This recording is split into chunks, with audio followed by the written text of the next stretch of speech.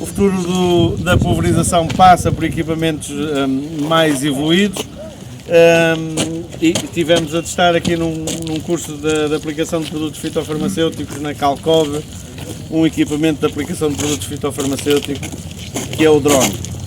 As condições atmosféricas não eram as ideais, não conseguimos chegar ainda a grandes conclusões, mas parece-me que se a aplicação, se for como demonstra aqui nos hidrossensíveis, parece-me que sejam produtos sistémicos ou de contacto que eles funcionam bem.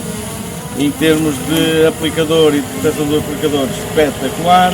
Em termos de rendimento de aplicação, excelente. Por isso, venha a alteração à Lei 26, porque